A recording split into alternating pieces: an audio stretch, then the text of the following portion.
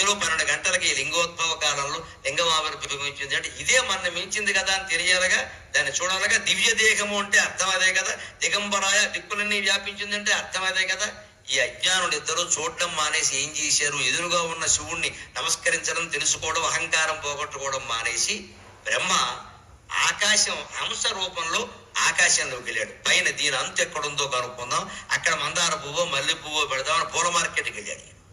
ఈయన బుద్ధి అలా ఉంది అక్కడ. ఎందుకంటే అహంకారం ఉన్నప్పుడు అలాగే ఉంటుంది. విష్ణుమూర్తి అయినా పోనీ జ్ఞానంతో వ్యవహరించాడా?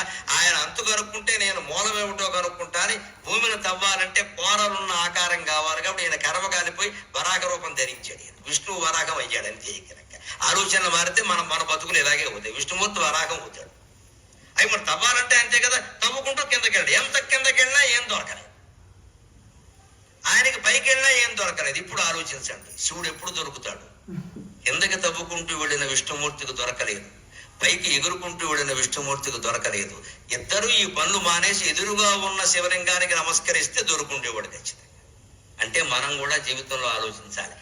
కిందకి తవ్వుకుంటూ వెళ్ళడం అంటే గత జ్ఞాపకాలు తవ్వుకుంటూ ఉండడం. అస్తమా 10 ఏళ్ల క్రితం ఎంత బాధపడ్డా, నేను ఇప్పుడు ఎవడడిగాడమ్మా ఆ విషయాలని? ఎందుకు ఎడుతున్నావు శివరాత్రి పూట? నిన్నటివి మొన్నటివి కాదండి, 25 ఏళ్ల క్రితం నాటివి కూడా తవ్వుకోవడమే. ఎవడు తవ్వుకోమన్నాడు? ఎవరైనా అడిగే అవసరమా? అవసరమైన జీవిత చరిత్ర రావే అంటే రాద్దాం, అదేం లేదు కదా. అలాగే కొంతమంది ఊహలు, ఇప్పుడు ఎలా ఉన్నావు 2 ఏళ్ళు పోయాక తరలో ఎలా ఉంటావు? 2 ఏళ్ళు పోయాక నువ్వు ఉండవమ్మా, నీకు ఎందుకు గొడవ? తరలో ఎలా ఉంటే నీకే, నువ్వు ఉండవుగా. అది మళ్ళీ భయం, నేను ఉండకపోవడం ఏంటి? ఉంటా, నువ్వు నీ ఇష్టమేనా? మన ఇద్దరం దెబ్బలు ఆడుకుంటుంటే మధ్యలో 12 గంటలకి లింగో. ఇప్పుడు గురువుగారు చెప్పిందంతా మనం విన్నాం కదా. దీనివల్ల మనం గ్రహించవలసింది అందరికీ అర్థమైపోయి ఉంటుంది కదా. ఎంతసేపు ఎవరు చెప్పినా ప్రజెంట్లోనే ఉండాలి. కానీ చాలామందికి, ముఖ్యంగా ఆడవాళ్ళకి చాలా చాలా ఎక్కువ ఈ తవ్వుకోటాలు ఇవన్నీ కదా.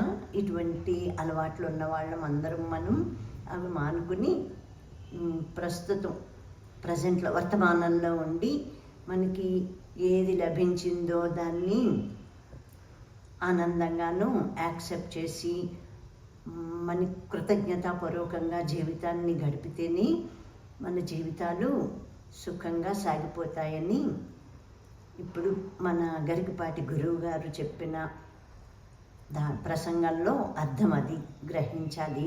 గ్రహించి ఆ విధంగా జీవితాన్ని మార్చుకుని ఉంటే, ఇటువంటి అలవాట్లు గతం తవ్వుకునే అలవాట్లు ఉన్నవాళ్ళు ఉంటే కనుక అలాగా ఉండాలి.